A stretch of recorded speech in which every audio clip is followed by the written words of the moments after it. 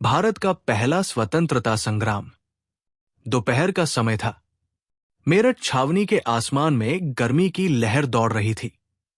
British सिपाही parade ground पर मार्च कर रहे थे और उनके बीच कुछ भारतीय सिपाही, जिन्हें सब सिपाही कहते थे, चुपचाप अपना काम कर रहे थे।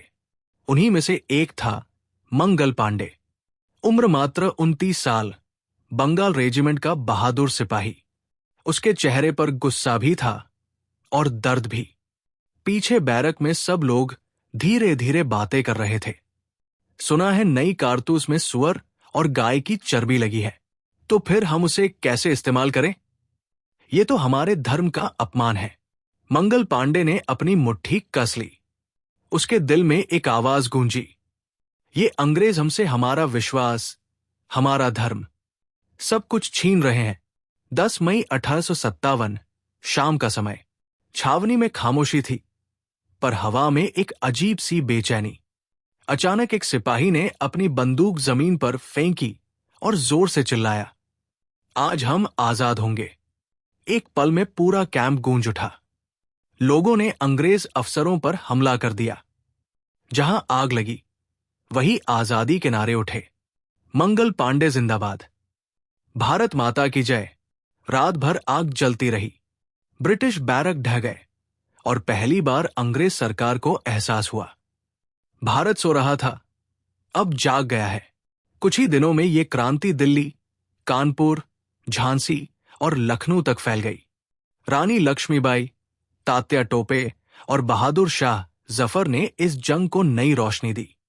दिल्ली के लाल किले में बहादुर शाह जफर ने ऐलान किया, अब हम सिर्फ बादशाह नहीं, हिंदुस्तान के लोगों के नेता हैं। लेकिन अंग्रेजों ने अपना बदला लिया। हर शहर में खून बहाया गया। 1857 का ये आंदोलन लहूलुहान हो गया। पर एक चिंगारी जल चुकी थी, जो 100 साल तक बुझी नहीं। 1857 के इन वीरों ने हमें एक बात सिखा दी, आजादी कोई भीख नहीं, ये हमारा हक है। और जब हक छीना जाए, तो आवाज उठाना हर इंसान का फर्ज है। साल था 1857। झांसी का किला सूरज की रोशनी में सुनहरी चमक रहा था।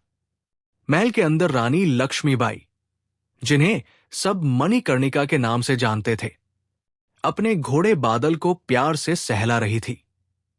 उनकी आंखों में जोश था, लेकिन दिल में दर्द भी।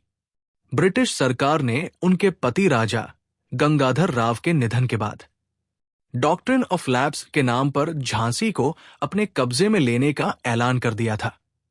रानी ने बिना झिझक उत्तर दिया, मैं अपनी झांसी नहीं दूंगी। अंग्रेजों ने हंसकर कहा, एक औरत क्या कर लेगी? पर उन्हें क्या पता था कि यही औरत आग का सागर बनकर उनके साम्राज्य को हिला देगी। एक शाम महल की दीवारों से संदेशों का तूफान गुजरा। अंग्रेजों ने झांसी की ओर कूच कर दिया है। महल के भीतर नगाड़े गूंज उठे। रानी ने अपना कवच पहना, तलवार संभाली और सेना नायकों से बोली, आज हम अपने बच्चों के लिए, अपनी धरती के लिए और अपने विश्वास के लिए लड़ेंगे। हर गली, हर छत, हर दीवार से एक ही नारा उठा, जय झांसी की रानी। दोपहर का समय था। अंग्रेजों की तोपें गरज रही थी और किले के भीतर रानी अपने घोड़े बादल पर सवार थी, तूफान जैसी तेज और बिजली जैसी खतरनाक। रानी ने तलवार उठाई और पुकारा, अगर कोई मेरी झांसी के पास आया तो उसे तलवार से जवाब मिलेगा। युद्ध दिन रात चलता रहा। आसमान धुएं से भर गया, जमीन लाल हो उठी और उन सब के बीच एक स्त्री शेरनी की तरह लड़ रही थी। एक सैनिक ने पुकारा, रानी, हम घिर गए हैं। रानी ने दृढ़ स्वर में कहा, घिर गए तो क्या हुआ, तलवार चलती रहनी चाहिए। और ये कहते ही वे अपने घोड़े पर चढ़कर अंग्रेजों की पंक्तियों को चीरती हुई निकल गई। इतनी तेज कि दुश्मन समझ भी न सके कब रानी बिजली की तरह उनके बीच से गुजर गई। रानी लक्ष्मीबाई ग्वालियर पहुंची। थकी हुई थी, पर उनके चेहरे पर अब भी वही ज्वाला थी। अपनी सेना के बीच खड़ी होकर उन्होंने कहा, मैं मर जाऊंगी, लेकिन झांसी को हारने नहीं दूंगी। 19 जून 1858 रानी ने अपनी तलवार से आखिरी वार किया। उनका घोड़ा बादल उन्हें सुरक्षित स्थान तक ले गया, पर रानी स्वयं जमीन पर गिर चुकी थी, गंभीर घावों से लहूलुहान। उन्होंने आसमान की ओर देखा और मुस्कुराते हुए कहा, मेरी झांसी अब भी जिंदा है। आसमान में बिजली कौंधी और पूरे भारत में एक लहर दौड़ गई। एक औरत ने दुनिया को दिखा दिया था कि आजादी के लिए मरना भी जीत होती है।